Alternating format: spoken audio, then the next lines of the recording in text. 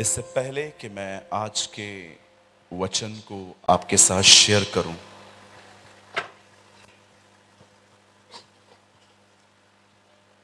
मैं आपसे सिर्फ एक ही उम्मीद करता हूं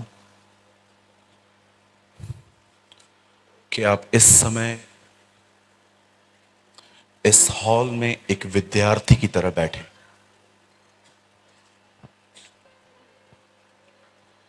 क्योंकि अगर आप ये बिलीव करते हैं कि मुझे बहुत कुछ पता है, तो आप इस सभा में कुछ भी नहीं सीख पाएंगे। क्या आपने इस बात को नोटिस किया? इज़राइल में यीशु के अंदर से पवित्र आत्मा का झरना बहता था, पर यह झरना कभी फरीसियों तक नहीं पहुंचा। उसका एक कारण यह था, उन्हें लगता था हमें सब कुछ पता है। आज भी अगर इस सभा में कोई यह देखने के लिए आया है कि मेरी थियोलॉजी में कितनी गलतियां हैं, मेरे प्रचार में कितनी मिस्टेक्स हैं, यू आर एग्जैक्टली लाइक फैरिसी। क्योंकि वो भी उन सभाओं में मात्र यीशु से सुनने नहीं, उसकी चूक निकालने के लिए बैठे थे। इस मीटिंग को स्टार्ट करने से पहले मैं आपको फिर से कहना चाहता हूं, I am not a diplomatic, I am very straight. जब मैं स्टेज को छोड़ता हूं, मैं बच्चों के लिए बच्चा हो जाता हूं, बड़ों के लिए छोटा बन जाता हूं, और मैं अपनी किसी जवान बहन को जवान बहन नहीं, मैं सदैव उन्हें अपनी बेटी की तरह देखता हूं। लेकिन एक चीज ये भी याद रखिए, जब मैं प्रचार करने के लिए जाता हूं, तो मैं किसी के पिताजी से नहीं डरता। आप कोई भी हो, I I don't care who are you, किसी से नहीं डरता। फिर एक दिन मेरे चर्च में एक मुझे भाई ने कहा कि ब्रदर, शाम को एक बहुत बड़ा व्यक्ति आने वाला है। उसके माइंड में ऐसी सेटिंग थी कि बड़े व्यक्ति, अगर रिच व्यक्ति चर्च में अगर आए तो चर्च जल्दी बन जाती है, क्योंकि ये टाइम टू टाइम एक अच्छी ऑफरिंग देते हैं। तो उन्होंने मुझे कहा, मैं उम्मीद करता हूं आप शाम को कुछ अच्छा प्रचार करें। मैंने कहा तू ले तो आ। और जब शाम हुई, उन्हें पहली बेंच पे बिठाया गया और मैंने वहां पर प्रचार किया, रुपए और पैसों का प्रेम सब प्रकार की बुराई की जड़ है। और वो चले गए। कोई व्यक्ति कलीसिया नहीं बनाता, यीशु ने कहा मैं अपनी कलीसिया बनाऊंगा। Only Jesus will build his church. आप मत बनाओ, आप बनाओगे बहुत गड़बड़ियां होंगी। जब खुदा बनाएगा ना, तब जिंदगियां बदलेंगी। Okay, don't build god's church, don't try. आप कोशिश भी मत करें। आप मात्र पवित्र आत्मा से भर के जिंदगी जिए और परमेश्वर खुद ब खुद आपके द्वारा बहेगा। आमेन। कितने लोग सहमत हैं मेरी इस बात से? हाँ, आपको होना ही पड़ेगा, because I preach from Bible. इससे पहले कि मैं आज के वर्ड को शेयर करूं, एक छोटी सी सूचना मैं आपको, सॉरी सूचना नहीं, एक छोटी सी बात बोल के मैं स्टार्ट करूंगा। आप जानते होंगे, इज़राइल में बहुत साल पहले, दाऊद के जमाने में, एक संदूक होता था, एक बॉक्स होता था, जिसे इंग्लिश में आर्क ऑफ द कवेनेंट भी कहा जाता था, और हिंदी में हम कहते थे कि एक बॉक्स था वहां पर। इस बॉक्स में परमेश्वर के उंगलियों से लिखी गई 10 आज्ञाएं, हारून की छड़ी और कुछ और वस्तुएं थी। एक दिन ये जो बॉक्स था, दुश्मन चुरा के ले गए, और जब वो ये बॉक्स ले गए, तब उन पर इतनी विपत्तियां आई, इतनी तकलीफें आई कि उन्होंने डिसाइड किया कि वो ये बॉक्स वापस कर देंगे। और जब उन्होंने वो बॉक्स इजराइल वापस भेज दिया तो एक बैलगाड़ी पे रख के भेजा। और जब दूर से एक ऊजा नाम के व्यक्ति ने उसे देखा, तब उस बॉक्स को वो देखने के लिए आगे बढ़ा और अचानक उसने देखा कि जानवरों का बैलेंस बिगड़ गया और वो बॉक्स गिरने ही वाला था और उसने उस बॉक्स को थामने की कोशिश की। कलाम पाक में लिखा है वो मर गया। लिसन टू मी,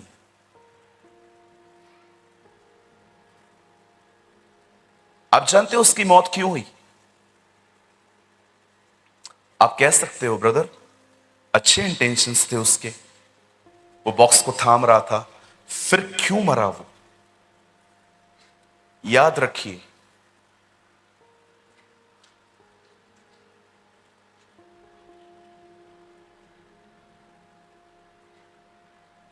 इंसान बहुत बार उसे ये डिफरेंस समझ में नहीं आता, what is good and godly, क्या ठीक है और क्या ईश्वरीय है। एक बहन ने मुझे कहा, क्या आप मेरे घर पे मीटिंग स्टार्ट करेंगे? क्या यह खराब बात है? पर मैंने उसको कहा नहीं, बिल्कुल नहीं। उन्होंने कहा प्रभु ने मुझे कहा है आपको कहने के लिए। मैंने उनको कहा प्रभु को बोलो, मुझे भी बोले। 3 महीने के बाद उस बहन ने मुझे एक दिन कहा, क्या मैं कलीसिया में आराधना करूं? मैंने कहा थोड़ा टाइम रुकिए, मैं आपको जरूर मौका दूंगा। और उसने हमारी चर्च छोड़ दी। 3 महीने पहले यह बहन मुझे कह रही थी हमारे घर पे चर्च स्टार्ट करिए, और आज वो चर्च छोड़ के चली गई। You need to understand what is good and godly. बहुत सारी अच्छी चीजें भी खुदा एक्सेप्ट नहीं करता। इसीलिए कलाम पाक कहता है जो शरीर से जन्मा है वो शरीर है, जो आत्मा से जन्मा है वह आत्मा है। शरीर का कोई काम स्वर्ग नहीं पहचानता। That is the reason Paul Romans में कहता है जो कुछ करो आत्मा में करो। You must live in the spirit. अच्छे इंटेंशंस थे उज्जा के, लेकिन कलाम पाक में लिखा है इस सारे पवित्र फर्नीचर की संभालने की जिम्मेदारी मात्र लेवियों को मिली थी।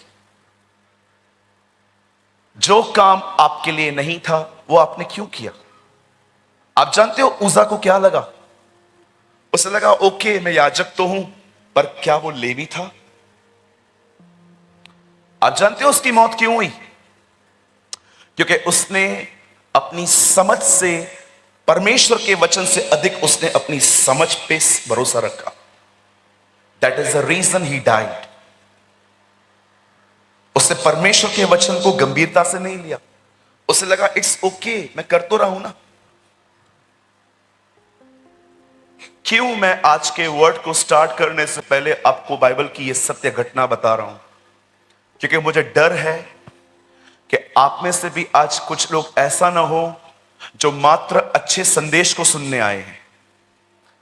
आप जानते होंगे बहुत लोग हैं इन दिनों में हमारे बीच में, उन्हें मात्र अच्छे संदेशों को सुनना है, पर अपनी जिंदगी को बदलने में उन्हें कोई इंटरेस्ट नहीं है। They just want to hear a good sermons. ओ प्रेमानी आ रहा है मुंबई से, अच्छा प्रचारक है, अच्छे रेवलेशंस हैं उसके पास, अच्छी बातें बोलता है, चलो चल लेते हैं। कुछ नहीं होगा यहां पर आने से, सिर्फ हेड नॉलेज बढ़ेगा।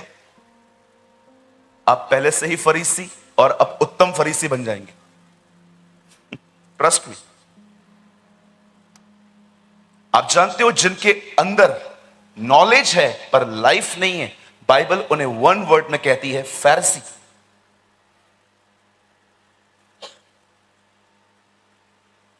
लेकिन जो सीखने आता है वो चेला है, और सुनने के बाद वो उत्तम चेला बनेगा।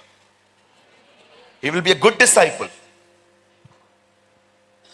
So I request you, अगर आप यहां बैठे हो तो एक स्टूडेंट की स्पिरिट में बैठी है। And I promise you in Jesus name, कल कभी मुझे मौका मिला आपकी सभा में आने का, बिलीव मी, मैं ऊपर नहीं, मैं नीचे बैठ के सीखूंगा। आज भी मेरे कलीसिया में कोई वक्ता आता है, मैं नीचे बैठ के सुनता हूं, जमीन पे बैठता हूं, नोट्स लेके बैठता हूं। कोई लाइन मुझे लगती है हाँ ये बहुत जबरदस्त है, लिख देता हूं। क्या हुआ अगर मैं पास्टर हूं? एक पास्टर अगर 6 महीना सीखना बंद करे, वो बैकस्लाइड हो सकता है। और बैकस्लाइड का मतलब ये मत समझिए कि मैं वापस मूर्ति की पूजा करना स्टार्ट कर दूंगा। No no no no no. Backslide का मतलब होता है मेरा ओल्ड नेचर वापस मुझ में आ गया। That's called backsliding. फिर से मुझे गुस्सा आ रहा है, फिर से मुझे माफ करने में तकलीफ हो रही है लोगों को, फिर से थोड़ी थोड़ी बातें मुझे चुभ रही हैं, फिर से थोड़ी थोड़ी बातों को भी मैं बैठ के ओवर थिंकिंग कर रहा हूं। You know what is this? It's a backsliding. So don't be a बैकस्लाइडर।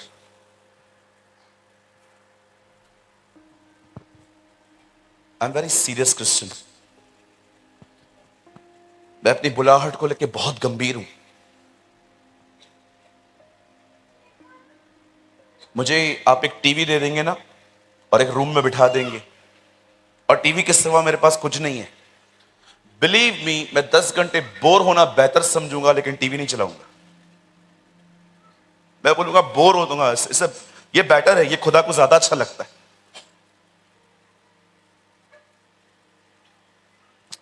Start करें? आप तैयार हैं? आप सोचो, अगर मैं इतना ग्राउंड रेडी कर रहा हूं तो जरूर खुदा ने मेरे अंदर कुछ दिया होगा आपके लिए आज। सो कितने लोग लेने के लिए तैयार हैं? कब कुछ लोग हाथ नहीं लाए, घर रख के आए? अच्छा, जो लाए हैं हाथ उठाइए। सुबह कुछ लोगों को मैं देख रहा था, हाथ ही नहीं उठ रहा था उनसे। थोड़ा बाम बाम लगा के आ जाइए चर्च में ताकि हाथ उठ सके, है ना? मैं पास्टर है, मैं काय को उठाए, तू दोनों उठा। तुझे तो ज्यादा सीखने की जरूरत है मेरे भाई। एक बार मैंने किसी चर्च में कहा हाथ उठाओ, तो एक पास्टर जी उठा ही नहीं रहे थे। मैंने लास्ट में उनको बोला, पास्टर जी आपके लिए दुआ करूं? क्या हुआ, आपको हाथों में दर्द है ना? नहीं नहीं, मेरे को हाथों में दर्द नहीं है। आप क्यों हाथ नहीं उठा रहे थे? ओ मैं तो पास्टर हूं, मैं क्यों हाथ उठाऊं? मैंने कहा आपको तो पैर भी उठाने चाहिए। पास्टर है तो क्या हुआ, मैं पास्टर नहीं हूं क्या? पॉल कहता है क्या वही प्रेरित है, हम नहीं? So please don't be a प्राउडी person, be humble. क्या वही चेले हैं, मैं नहीं? क्या वही खाते हैं, हमें खाने का अधिकार नहीं? मैं तुमसे शारीरिक रीति से कहता हूं, मैं उनसे बढ़कर हूं, पॉल कहता है। Come on, be humble. कितने लोग तैयार हैं?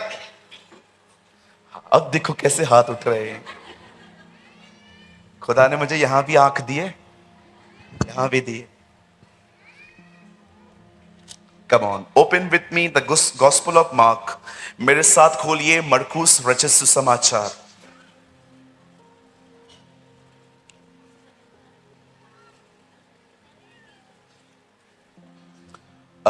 बड़े साहब आप बैठ जाइए। कोई बात, बच्चे हैं, ये नहीं करेंगे तो कौन करेगा? बच्चों से कभी परेशान ना होइए, कितनी भी मस्ती करते ना, डोंट बी अफ्रेड, ओके? बच्चे हमारा भविष्य हैं। बोलिए, बच्चे भविष्य हैं। यस, खाली वर्तमान चौपट मत करो, ओके? बच्चे बड़े प्यारे हैं, खाली वर्तमान चौपट न करो हमारा। मैंने अपने कलीसिया के अंदर एक बच्चे को पूछा, बेटा मुझे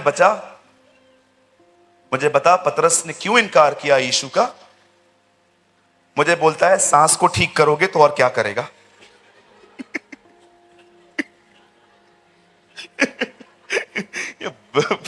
आजकल बच्चे भी बड़े सयाने हैं।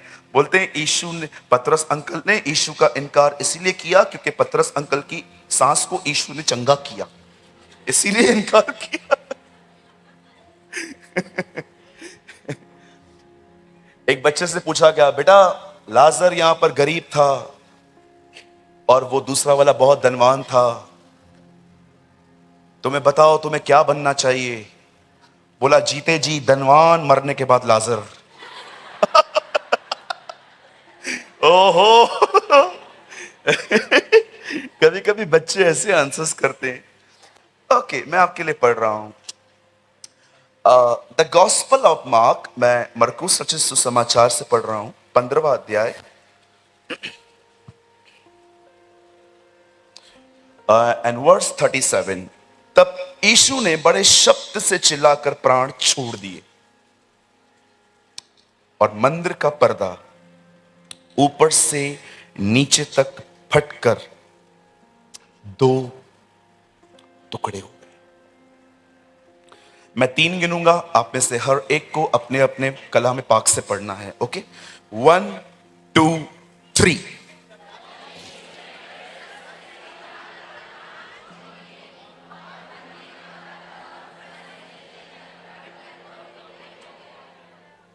हाँ, सबने नहीं पढ़ा है। I know in my spirit सबने नहीं पढ़ा। सब पढ़ो प्लीज। 1 2 3।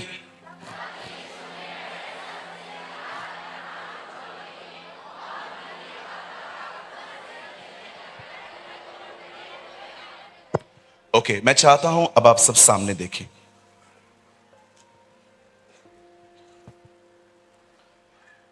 आज से बहुत साल पहले परमेश्वर ने ये डिसाइड किया कि वो अपने आप को प्रकट करेगा। प्रकट करने का मतलब है वो अपने आप को दिखाएगा।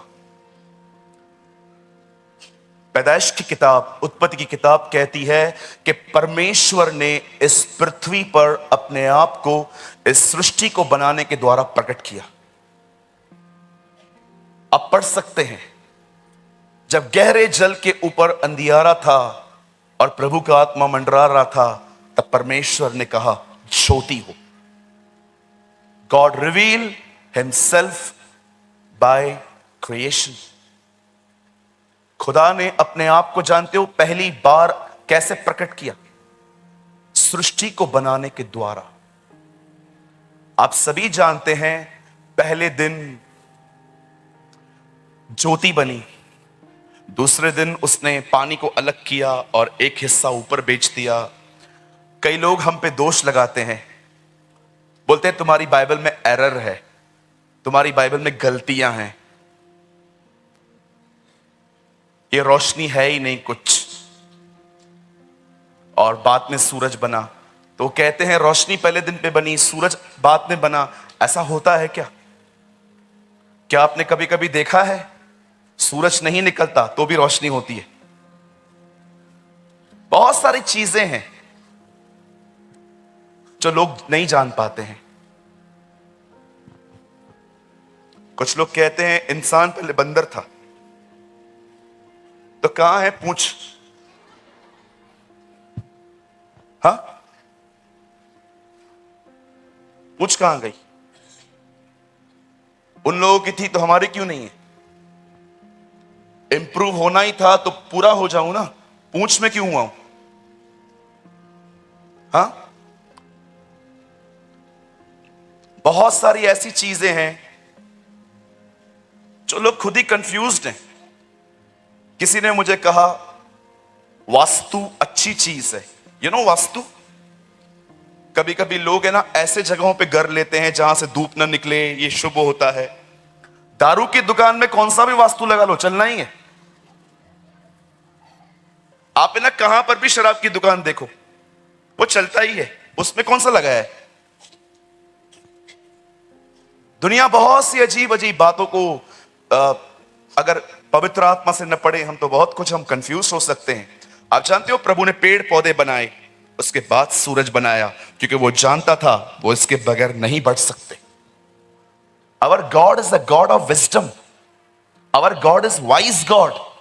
हमारा परमेश्वर कोई ऐसा परमेश्वर नहीं है कि कभी आपने ऐसा देखा प्रभु यीशु मसीह को कोई उसके पास आया और कहा प्रभु मुझे चंगाई चाहिए, और प्रभु ने उसको ऐसा कहा कल आना, कल, कल आ, कल आज क्यों नहीं प्रभु, कल मैं उपवास रख के आएगा, फिर मैं तेरे लिए प्रार्थना करेगा। ये हम बोलते, यीशु नहीं कहता। He know his every act। वो एक बुद्धिमान परमेश्वर है। एक आदमी से उसमें दुष्ट आत्मा निकाली, 2000 दुष्ट आत्माएं एक शब्द में, और वो सारी दुष्ट आत्माएं सुअरों में चली गई। लोग आके कहते हैं निकल तू यहां से, हमारे अंदर मत आना, क्योंकि वो उनका बिजनेस था। और जिसमें से दुष्ट आत्माएं निकली, वो यीशु को कहता है क्या मैं भी आपके साथ चलूं?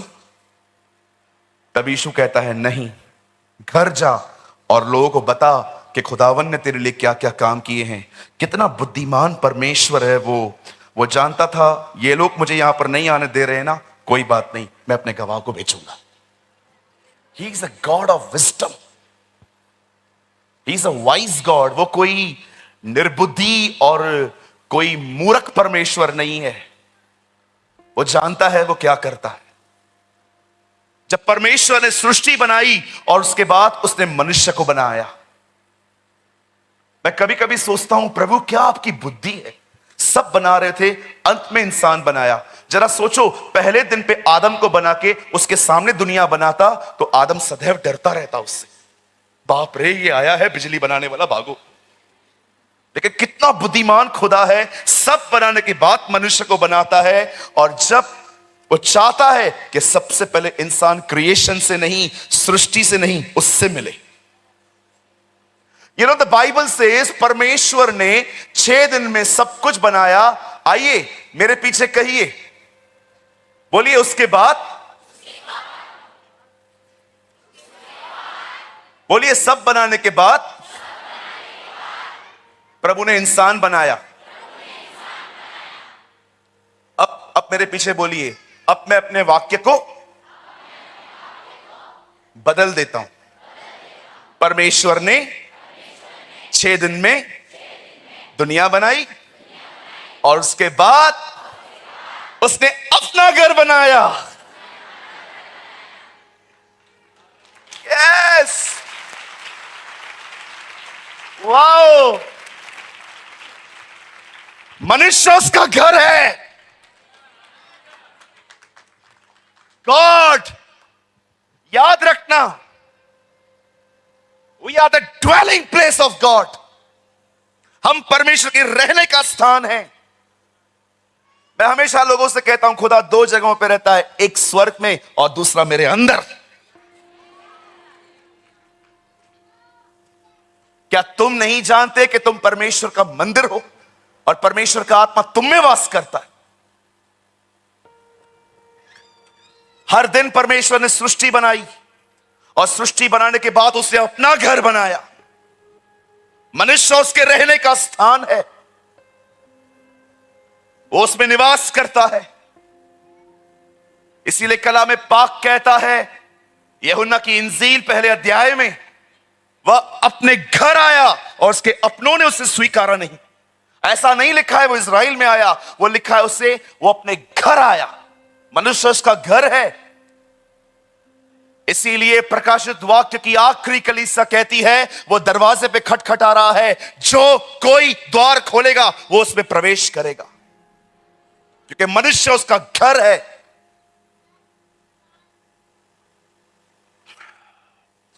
Oh thank you Lord.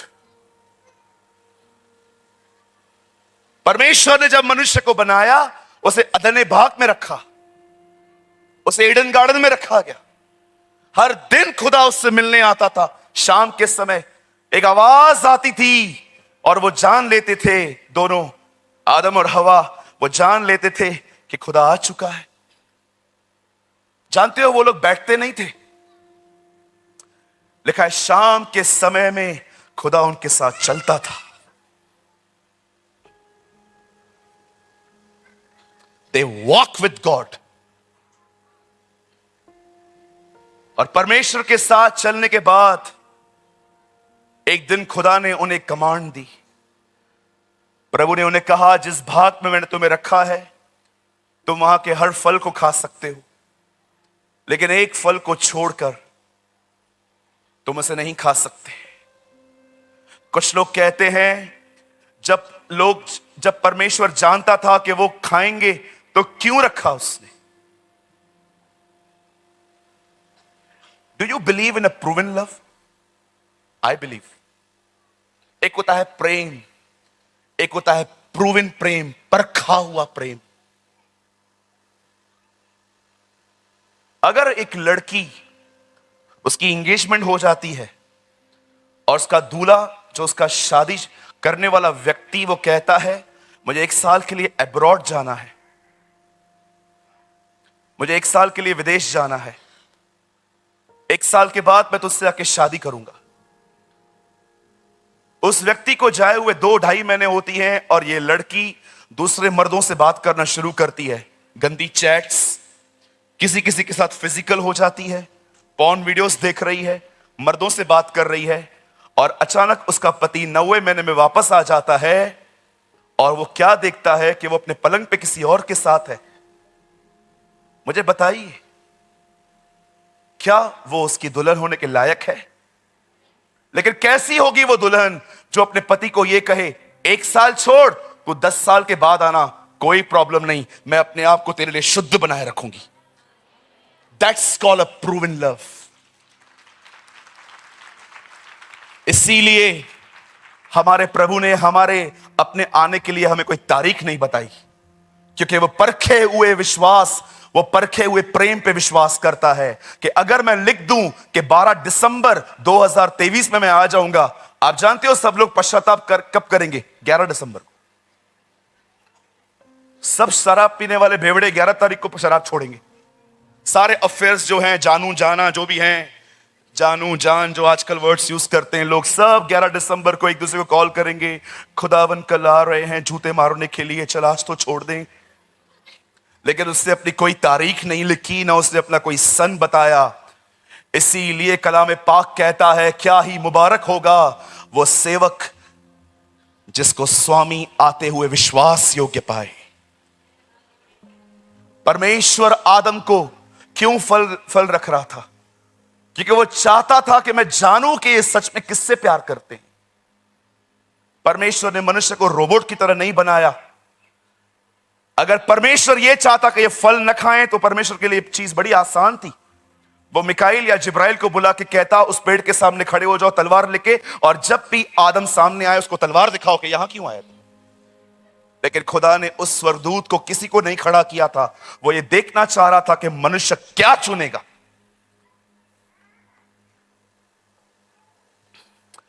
आदम और हवा ने क्या चुना? उन्होंने वही चुनाव किया जो परमेश्वर ने मना किया। और जैसे परमेश्वर के साथ उसकी वाचाएं टूट गई उनकी, और द बाइबल सेज उन्होंने अपने आप को नेकेड देखा और वो डर गए, और डरने के बाद वे छुप गए। छुपने के बाद खुदा आता है और वो कहता है, आदम तू कहां है? आदम कहता है, मैं तेरी आवाज को सुन के डर गया था प्रभु। क्यों? जिस फल को खाने के लिए मैंने मना किया था, क्या वो तूने खाया? हां, इस स्त्री ने खिलाया मुझे। आप जानते हो, परमेश्वर जो सर्वशक्तिमान है, कभी आपका ध्यान गया है इस कलाम पे? वो उत्पत्ति में खड़े होकर प्रकाशित वाक्य देखता है। दुनिया के बनने से पहले उसने दुनिया का अंत देखा था। उसके सामने हिरनियां गर्भपात कर देती हैं, पहाड़ हिल जाते हैं। आप और मैं समय में रहते हैं, वो समय से बाहर रहता है। क्या वो परमेश्वर ये नहीं जानता था कि आदम ने फल खाया है कि नहीं खाया है? अगर वो जानता था तो वो क्यों आके पूछता है, आदम जिस फल को खाने के लिए मैंने मना किया था, क्या वो तूने खाया? आप जानते हो इसे क्या कहते हैं? सब कुछ जानने के बाद भी वो उससे पूछता है, क्या तूने फल खाया? जानते हो परमेश्वर क्या चाहता था? खुदा चाहता था वो ईमानदार बने, वो कहे हां मैंने किया है।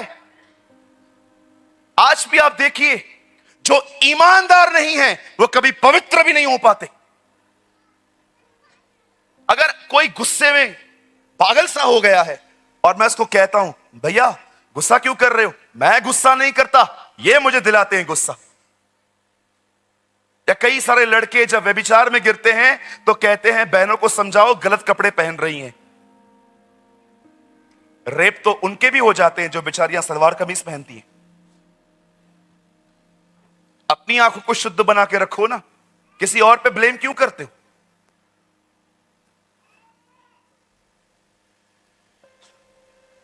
आदम ने क्या कहा? इसने किया है, इसने खिलाया है। जब परमेश्वर ने देखा ये डिसऑनेस्ट है, ये अपने गुनाह को नहीं मानते हैं। जकरिया की किताब में प्रभु इस्राएल से कहता है जब तक इस्राएल अपना गुनाह न माने यहोवा अपने स्थान में नहीं लौटेगा।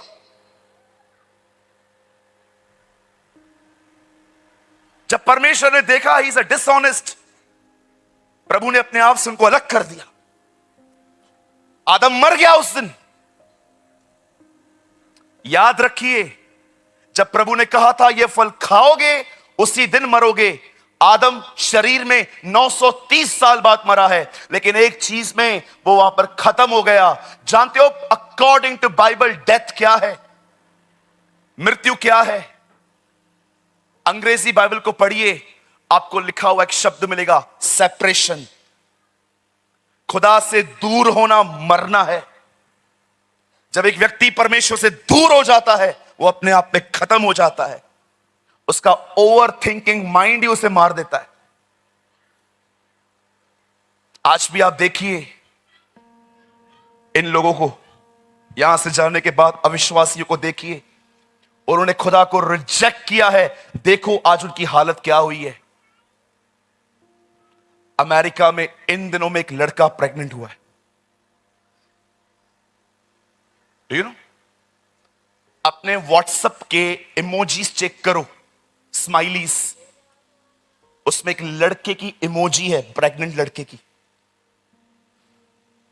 देखो जिन लोगों ने खुदा को रिजेक्ट किया है उनकी हालतें क्या हो गई हैं। लड़कियां लड़कियों से शादी कर रही हैं, लड़के लड़कों से शादी कर रहे हैं।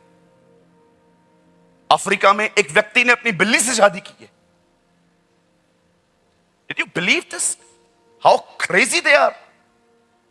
और हालत बदतर होंगे, और हालात खराब होंगे। खुदा के कलाम में लिखा है जब जब उसके आने का समय करीब आएगा ये अर्थ बैड से वर्स्ट होती जाएगी। मैंने एक दिन प्रभु से कहा कितना अंधेरा है ना आजकल। प्रभु ने कहा हां, क्योंकि विश्वासियों की लाइट डिम हो गई है। आप जानते हो दुनिया में अंधेरा क्यों है? क्योंकि हमारी लाइट्स डिम है। जब मूसा इज़राइल के लोगों को मिस्र में जाता है छुड़ाने के लिए, तब वो एक विपत्ति उन पे डालता है। लिखा है सारे मिस्र में अंधेरा था पर इज़राइलियों के घर में रोशनी थी। कितने लोग हैं जो खुदा से कहते हैं खुदा भले कितना भी अंधेरा हो मेरे घरों में सदैव रोशनी बनी रही। टेल मी, अगर विश्वासी प्रॉपर्टी को देख के लड़ता है, विश्वासी किसी को माफ नहीं करता, विश्वासी मुंह से गालियां निकाल रहा है, तंबाकू खा रहा है, बहनें बहनों से जल रही हैं अगर कलीसिया के अंदर कि उनको सेवकाई क्यों दी, पास्टर उनके घर में क्यों जाता है, पास्टर ये क्यों करता है, वो क्यों करता है, इसको लाइट डिम ही तो कहते हैं। और क्या कहते हैं? मैंने विश्वासियों को शराब पीते देखा इन दिनों में। जब मना करता हूं तो बोलते गिर थोड़ी रहा हूं, कभी कभी तो पीता हूं। एक लड़के को मैंने कहा गर्लफ्रेंड रखना ठीक बात नहीं है। वो कहता है 10 थोड़ी रखता हूं, एक ही तो है। See the mind set of Christians.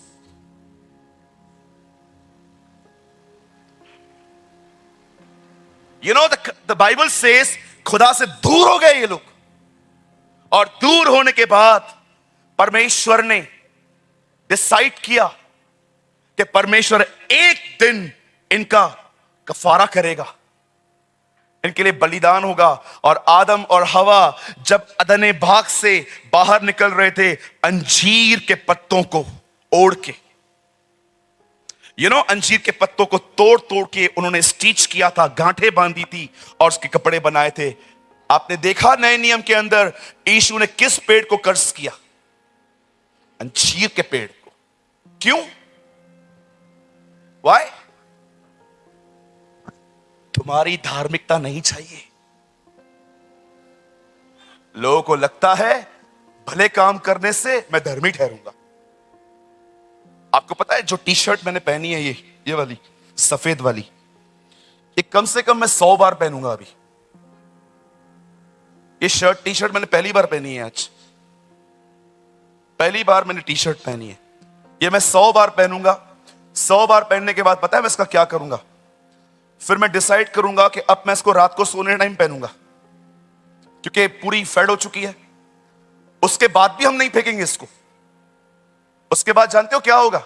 मेरी मां इसको काट के इसका पोछा बनाएगी और वॉशरूम के बाहर रखेगी कि जो भी आता है साफ करके अंदर आए। अब मुझे बताइए, चिंदियां काम आती है ना? जब ये कपड़ा चिंदी बन जाता है तो काम आता है ना? जब नीचे पोछा रहेगा वो पूरा फट जाएगा, उसके बाद क्या होगा? फिर वो किसी काम का नहीं है, फिर हम उसे फेंक देंगे। कलाम पाक में लिखा है तुम्हारे भले काम चिंदी नहीं, फटी चिंदियों की तरह है।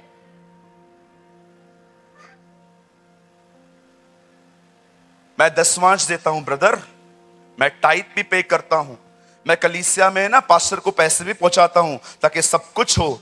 लेकिन मेरे साइड में ना मैंने एक गर्लफ्रेंड रखी है। नहीं चाहिए खुदा को तुम्हारा वो पैसा। आपको लगता है परमेश्वर आपसे वो पैसा चाहता है जबकि आपकी लाइफ गुनाह में चल रही है?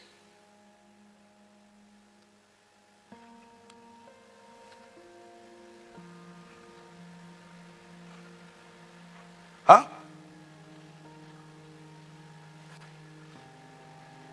कुछ बहनें दुआ करती हैं, प्रभु मैं दुआ करती हूं, मैं 22 साल की हो रही हूं, विनती करती हूं मेरे जिंदगी में जो जीवन साथी आए वो तेरी ओर से आए। बहनों, एक बात कहना चाहता हूं, अगर कोई लड़का आपकी जिंदगी में आए और शादी से पहले वो आपको पलंग पे ले जाने की कोशिश करे, तो याद रखना ये वो नहीं है जिसके लिए आप दुआ कर रहे हो। A true Christian will lead you to Christ. एक सच्चा व्यक्ति आपको यीशु के करीब जाने में मदद करेगा, अपने करीब आने में नहीं।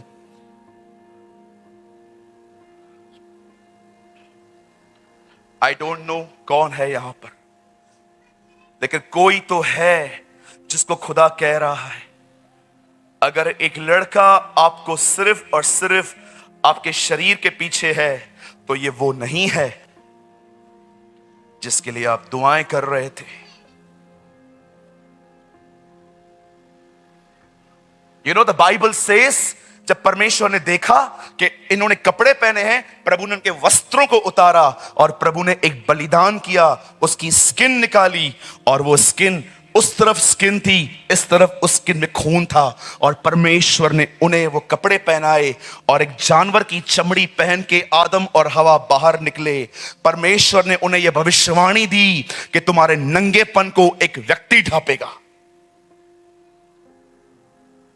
अब परमेश्वर और मनुष्य दूर हो गए, और जानते हो एक दिन क्या हुआ?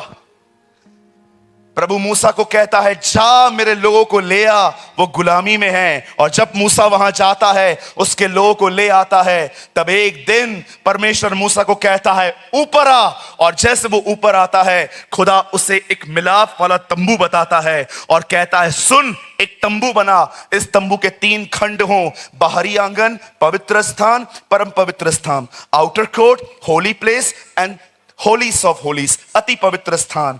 खुदा कहता है बाहर के जगह पे प्रजा खड़ी रहे, बीच के जगह पे याजक खड़ा रहे, और यहां पर मैं रहूंगा, लेकिन एक कर्टन डाल। आई नेवर रीड, मैंने नहीं पढ़ा कि परमेश्वर आदम से जब मिलने आता था तो उसने एक स्वर्गदूत को कहा था उसके और मेरे बीच में कर्टन लगा, एक पर्दा लगा। लेकिन क्यों परमेश्वर जब मूसा को कहता है एक बार फिर से मैं लोगों से मिलना चाहता हूं, लेकिन उनके और मेरे बीच में एक कर्टन रहेगा, एक पर्दा रहेगा। अब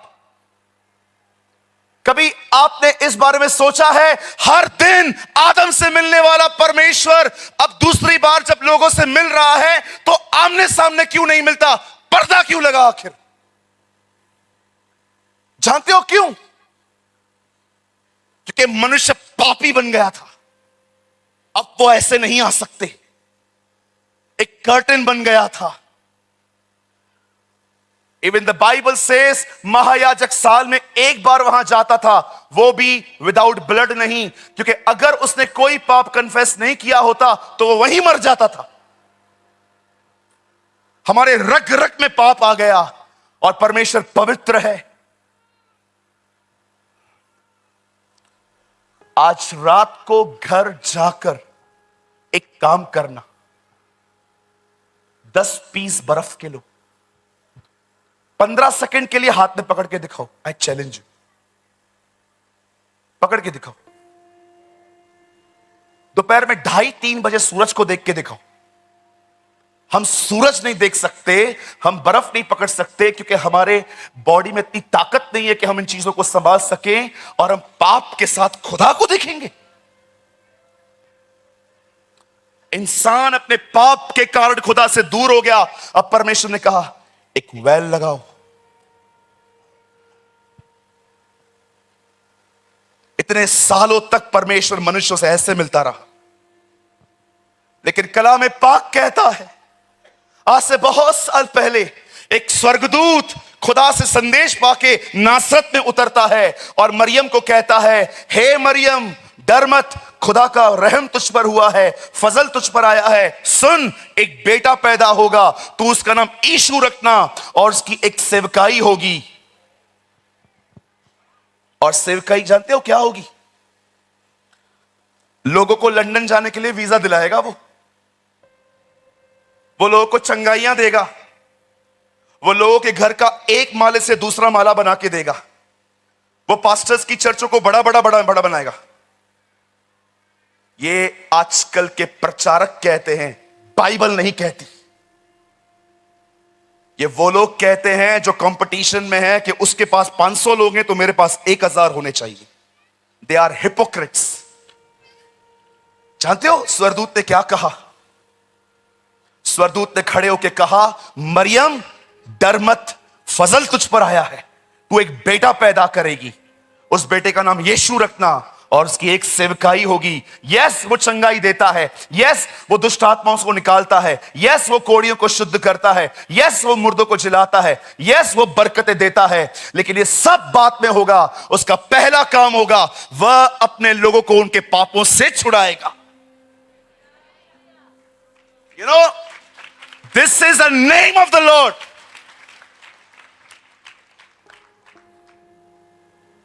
कितने यहां पर हैं मुझे बताइए, आप ये सिखाते हैं चर्च को? रेनार्ड बोंके ने कहा, जो लोग तुम्हें कलीसिया में दिख रहे हैं, क्या वो तुम्हें स्वर्ग में दिखेंगे? प्रेरितों ने कभी ऐसा प्रचार नहीं किया जो लोगों को सिर्फ और सिर्फ कंफर्ट दे सके। उन्होंने हमेशा लोगों को प्रभु के आगमन के लिए तैयार किया। आज मैं आप पास्टर्स से पूछना चाहता हूं, जिस भीड़ को आप प्रचार कर रहे हो, क्या आप उन्हें ऐसा प्रचार करते हो कि वो भीड़ आपको स्वर्ग में दिखेगी? Tell me. Uncle Billy Graham ने कहा, क्या फायदा यहां फेमस होने का जबकि स्वर्ग तुम्हारा नाम भी नहीं जानता।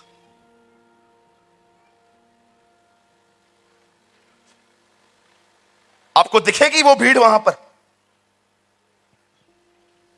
हमेशा याद रखिए, जब भी आपको प्रचार करने का मौका मिले, 9 बजे नींद से उठ के 10 बजे प्रचार मत करो, उसकी तैयारी करो, रात रात भर दुआओं में बैठो, और जब प्रचार करो तो एक विचार लेके प्रचार करो, ये आखिरी संदेश है, इसके बाद मैं कभी प्रचार नहीं कर पाऊंगा। Preach like this. I preach what I practice. हर रविवार वही वही वही बातें बताते रहते हैं, क्योंकि तुम लेजी हो, तुम्हें नींद से मोहब्बत है। मुझे आज से बहुत साल पहले प्रभु ने कहा, तू मुझे पाना चाहता है?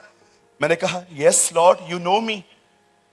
अपनी नींद से दोस्ती तोड़, ढूंढ मुझे, मन फिरा, अपनी सेविकाई को अपना परमेश्वर मत बना।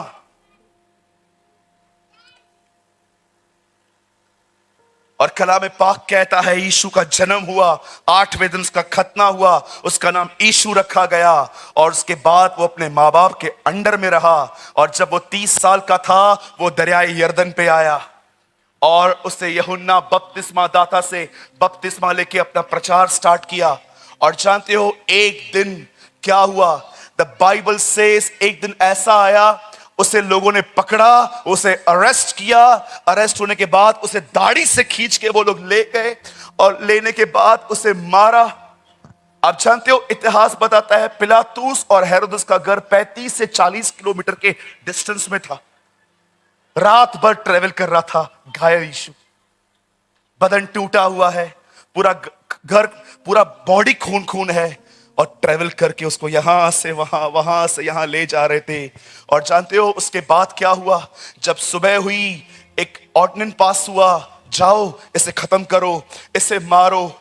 और वो लोग उसे मारते मारते मारते वो उसे ले गए, और लेने के बाद आपने देखा वो अपना क्रूस भी नहीं उठा पा रहा था। मैं एक दिन प्रभु से कह रहा था, प्रभु तो दुनिया उठाता है, तो सृष्टि को उठा के चलता है, तो 40-50 किलो की लकड़ी नहीं उठा पा रहा था? क्या था उस लकड़ी में? मुझे खुदा ने कहा, लकड़ी बहुत हल्की थी, तेरे पाप बड़े भारी थे, तेरे गुनाह तेरे बड़े भारी थे।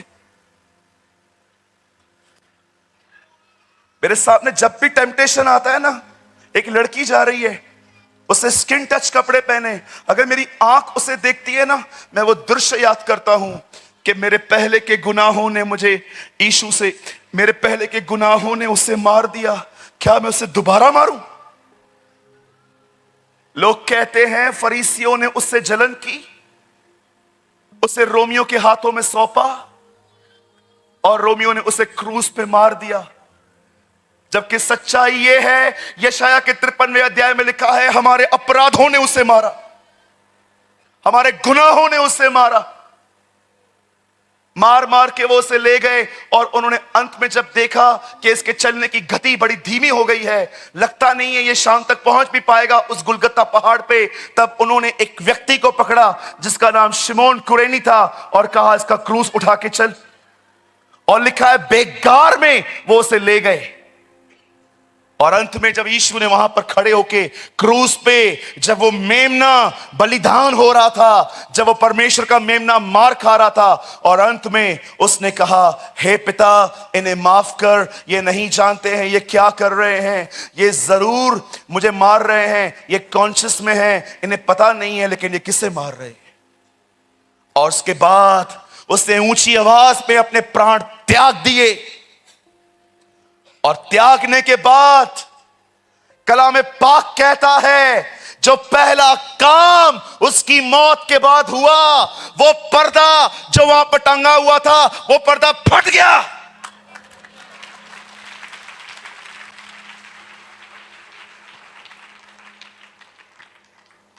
यीशु की मौत ने एक बार फिर से हमें खुदा से मिलने के लिए आज्ञा दी। आप जानते हो,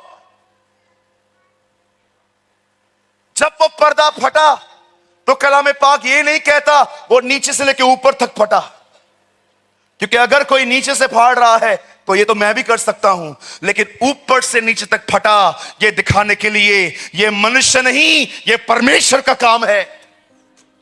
परमेश्वर ने इस पर्दे को फाड़ दिया, उस पर्दे के अंदर खुदा रहता था।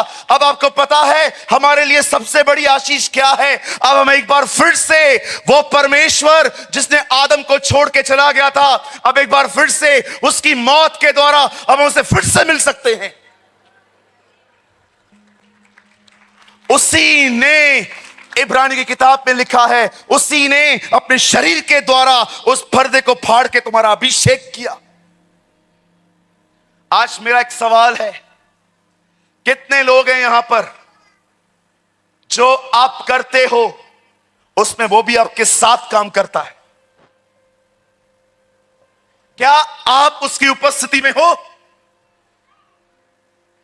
क्या आप कर्टन में घुसे हो? बस पाप क्षमा हो गए, चलो वापस बॉलीवुड की पिक्चर्स देखेंगे, चलो नए गुनाह खड़े करेंगे फिर से। आज बहुत सारे जो लोग हैं उन्हें एक ही बात पता है, यीशु मेरे लिए मारे गए, गाड़े गए, जी उठे, ओके थैंक यू। आधा गॉस्पल तुम्हें पता है, पूरा पता है वो क्यों मरा? वो इसीलिए मरा ताकि मनुष्य फिर से परमेश्वर की उपस्थिति में आ सके।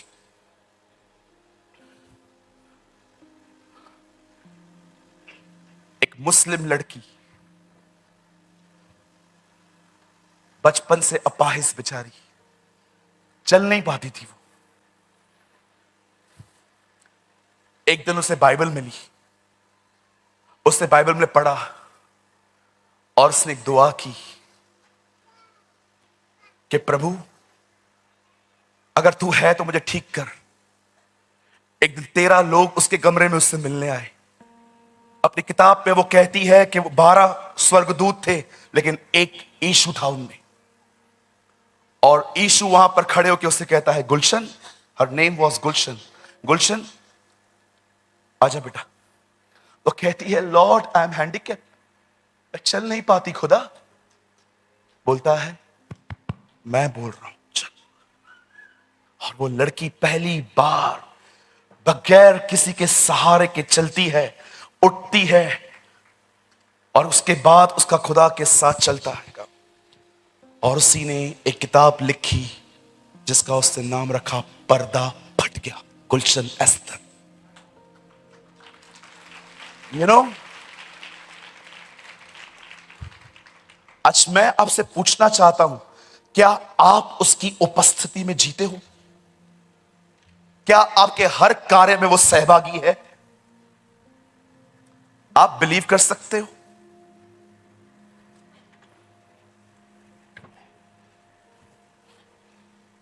आप बिलीव कर सकते हो? ऐसे हो सकता है?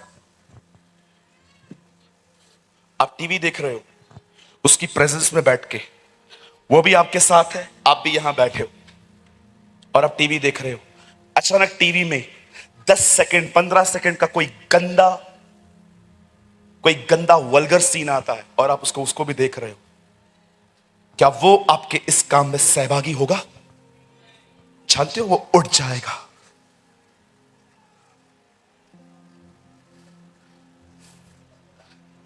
सवाल ये नहीं है कि आप क्या कर रहे हो, सवाल ये है जो आप कर रहे हो उसमें वो आपके साथ है।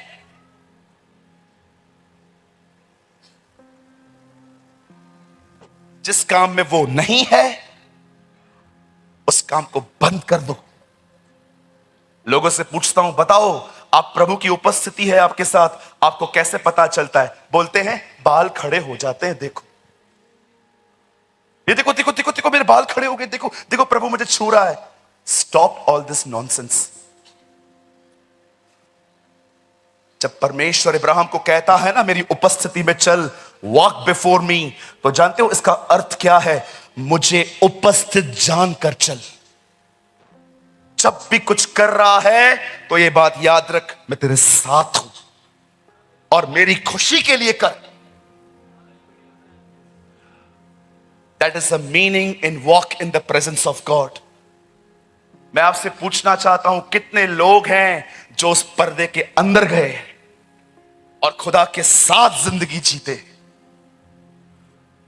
कोई ऐसा काम नहीं करते जो उसको दुखी करे, कोई ऐसा काम नहीं करते जो उसको हर्ट करे।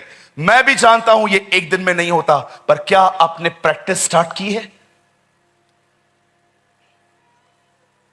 18वीं सदी में एक व्यक्ति था, वो एक वेटर था। His name was brother Lawrence. वो एक वेटर था, लोगों के झूठे बर्तनों को सिंक में खड़े होकर धोता था और हर रविवार को कलीसिया में जाता था। हर रविवार उसकी कलीसिया में प्रभु भोज होता था। एक दिन पादरी साहब ने कहा, तो कुछ प्रभु के लिए बता चर्च को। तब उसने खड़े होके एक ऐसी बात कह दी, कहते हैं उसकी इस बात को लेकर पूरे इंग्लैंड में बेदारी आ गई थी। उसने कहा, जब मैं चर्च में रहता हूं और मैं प्रभु भोज खाता हूं, तब मैं ईमान रखता हूं कि खुदा यही है, लेकिन जब मैं बर्तन धोता हूं तब भी मैं ये बिलीव करता हूं वो यही है।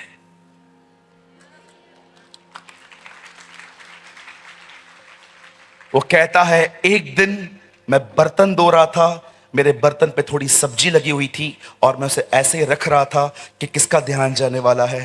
तब उसे ये ज्ञात हुआ कि खुदा यही है, वो उसकी हुजूरी में ये सब नहीं कर सकता। उसने वो प्लेट वापस निकाली और अच्छे से साफ की और खुदा को कहा, मैं आपकी खुशी के लिए जीऊंगा।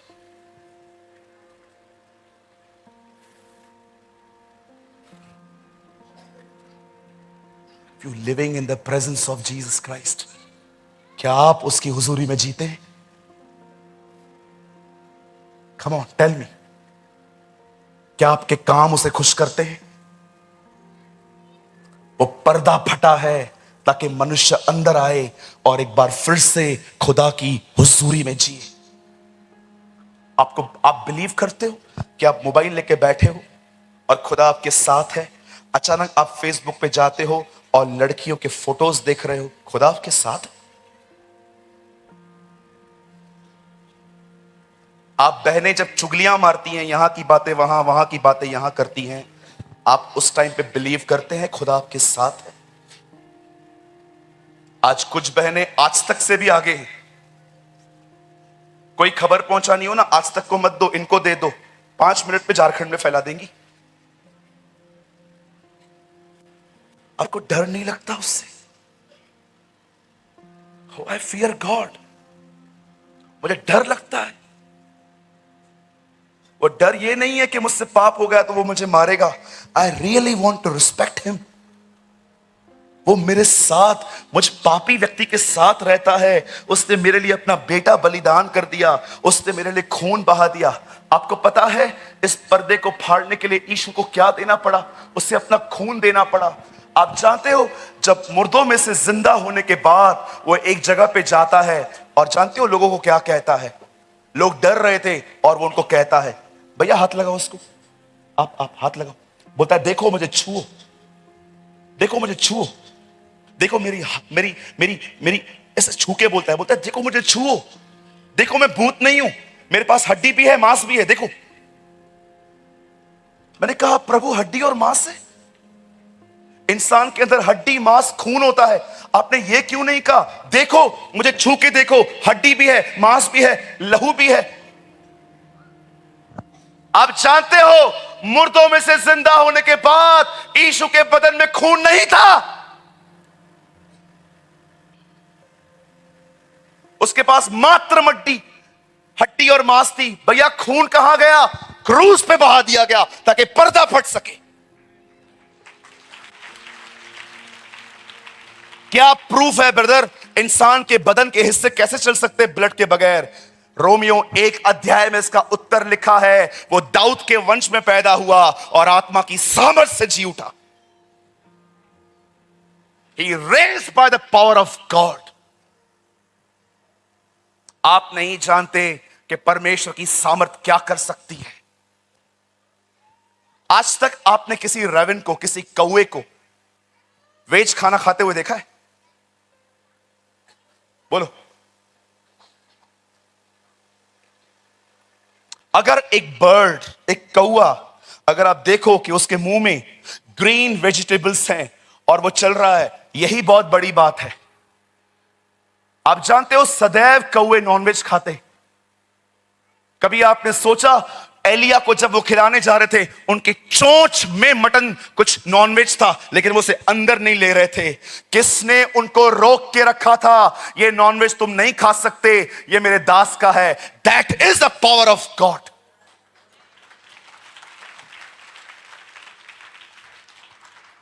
यरियो की शहरपनाह फावड़ों से नहीं गिरी थी। यरियो की शहरपनाह कुल्हाड़ी से नहीं गिरी थी।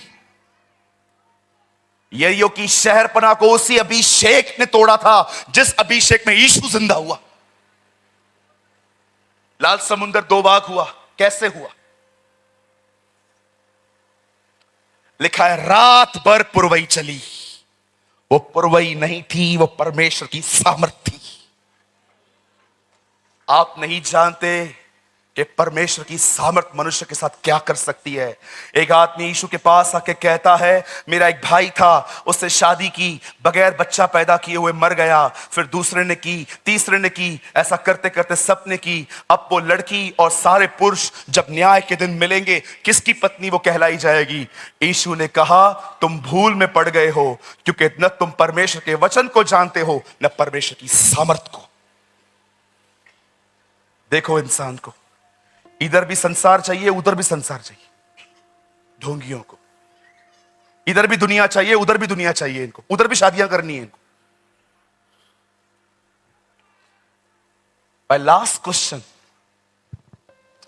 And I will close this message. क्या आप उसे उपस्थित जान के चलते हैं? क्या आप ये विश्वास करते हैं आपके वो साथ है और मैं अब उसे और दुखी न करूं? अपने शब्दों को ऐसे यूज न करूं, मैं ऐसा कुछ न बोलूं जिससे उसको दुख हो। मैं कोई ऐसा एक्ट न करूं जो उसको अपसेट करे।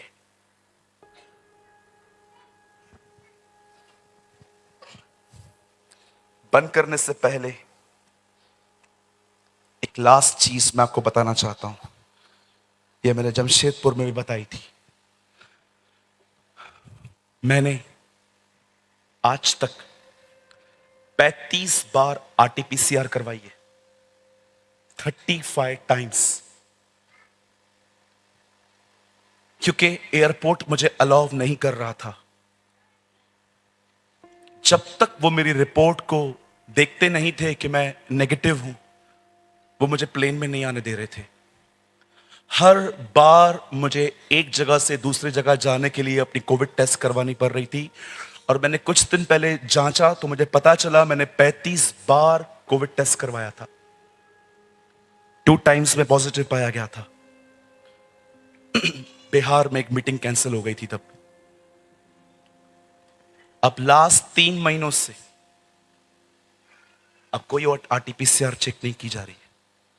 मैंने 2 बार करवाई है, रैंडमली करवा दी। मुझे लगा कि शायद और कहीं केसेस होंगे तो शायद मुझे रोक लेंगे लोग।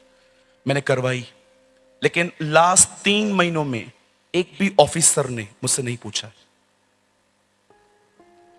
अब मैं मास्क न पहनूं तो भी मुझे मुंबई में कोई कुछ नहीं बोलता। कुछ जगहों पे ये कंपलसरी है, लेकिन कुछ जगहों पे आप देखिए बिल्कुल नहीं है। अपना मास्क पूछा जा रहा है, ना आरटीपीसीआर पूछी जा रही है।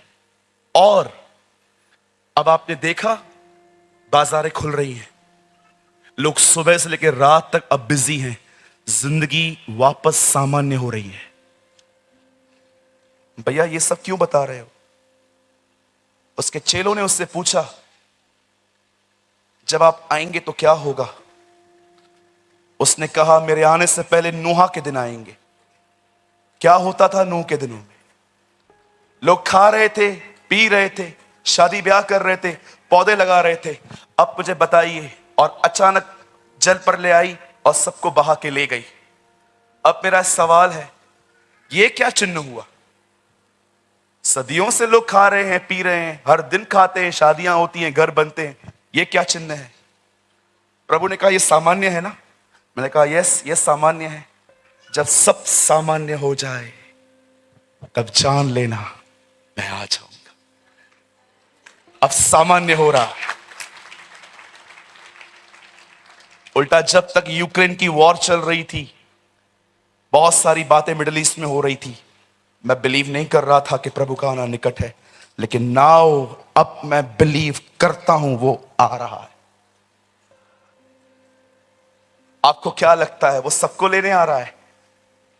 अगर कोई आपको ये कहे ना कि वो सबको लेने आ रहा है, तो उससे एक बात पूछो, वो 5 कुंवारियां क्यों रह गई? वो चक्की को पीसने वाली 2 औरतों में से एक क्यों रह रही? वो खेत में 2 काम करने वाले एक क्यों रह गए? याद रखिएगा, आज से बहुत साल पहले एक व्यक्ति परमेश्वर के साथ चलता था, उसने प्रभु को खुश किया था, और चलते चलते चलते चलते कलाम पाक कहता है वो जीवित उठा लिया गया। उसका नाम हनोक था। बाइबल बताती है उसके उठाए जाने से पहले उसकी एक गवाही थी कि उसने खुदा को खुश किया, क्योंकि वो खुदा के साथ साथ उसकी आज्ञाओं पर चलना था। याद रखिए, उन दिनों में खुदा को खुश करने वाला एक व्यक्ति जिंदा उठाया गया। अब हर वो व्यक्ति जो खुदा के साथ चलता है, उसकी खुशी के लिए जिंदा है, उसकी खुशी के लिए जी रहा है, वो उठा लिया जाएगा। That is a rapture of the church. हर व्यक्ति नहीं उठाया जाएगा। वो लोग जो हनोक की तरह खुदा के साथ चलते हैं, वे उठा लिए जाएंगे। बाकी सुनो, बिली ग्राहम ने कहा जो उठा लिए गए वे बाप से मिलेंगे, जो रह गए वो यहोवा से मिलेंगे।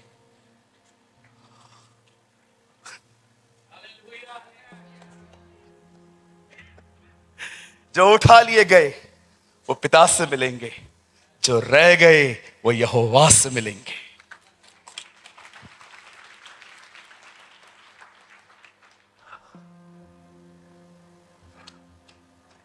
ये बोलने वाला कोई ऐसा व्यक्ति नहीं था जो प्रभु के नाम से पैसे बटोर रहा था। He is a man who walk with God.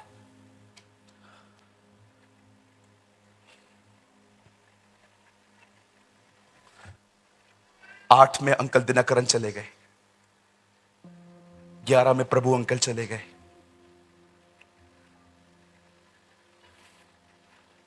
रेनार्ड बोंकी चले गए, बिली ग्राहम चले गए। आपने देखा 10-12 साल में कितने लोग चले गए। Back to the glory. पढ़ के देखिए, उत्पत्ति, फ्लड आने के बाद कैसे हमारे बाप इब्राहिम, इससे पहले जो थे, हनोक था, आदम था, सब गए। मृत्यु के उन सारे अध्याय के बाद आपने देखा अचानक जल पर ले आ गई। आपने देखा अब सब जा रहे हैं। धर्मी इसीलिए उठाया जाएगा ताकि वो आने वाली विपत्तियों से बचे। This is the word of God. सब आ रहे हैं। रेविन हिल गए, रॉबर्टसन चले गए, अंकल दिनकरन चले गए, बिली ग्राहम चले गए, सब बैक टू द ग्लोरी। सबको खुदा वापस घर बुला रहा है, क्योंकि वो जानता है समय निकट है। आइए अपनी आंखें बंद कर। Thank you Lord. अपने हाथों को उठाइए। परमेश्वर आप में से सभी को छूने जा रहा है। God is touching your life. परमेश्वर आपको छू रहा है। परमेश्वर आपको स्पर्श कर रहा है। बंधन टूट रहे हैं, बीमारियां जा रही हैं, दुष्ट आत्माएं निकल रही हैं, अवैध संबंध तोड़े जा रहे हैं, हमारे परिवार मसीह में आ रहे हैं। रांची यीशु की महिमा देखेगा।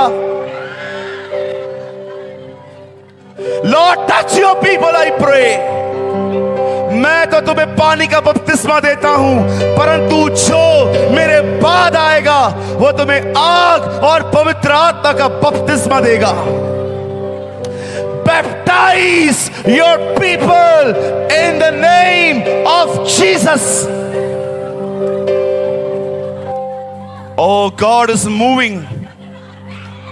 परमेश्वर हमारे बीच में चल रहा है। वह अपने घर में लौट आया है। जो कोई हृदय के द्वार खोलेगा, मैं उसके भीतर आऊंगा। Lord, I pray, touch your people, I pray. Father, I pray, touch your people. अपने लोगों को छू, इन्हें स्पर्श कर, इनकी जिंदगियां, इनके चरित्र बदल जाएं यीशु के नाम में।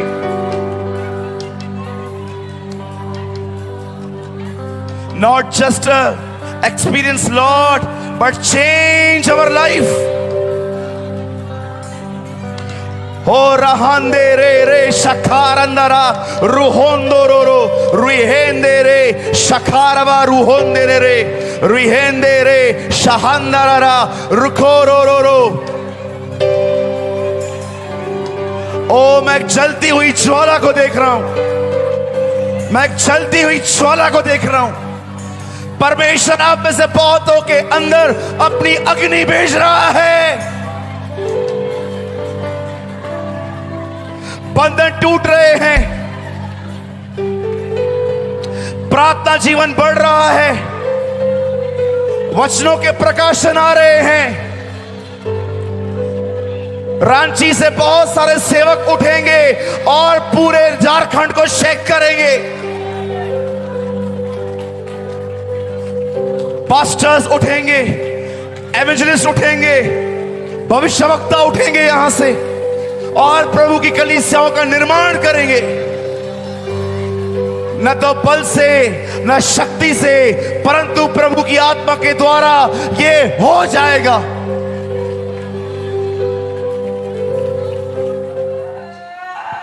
Live in the presence of Jesus.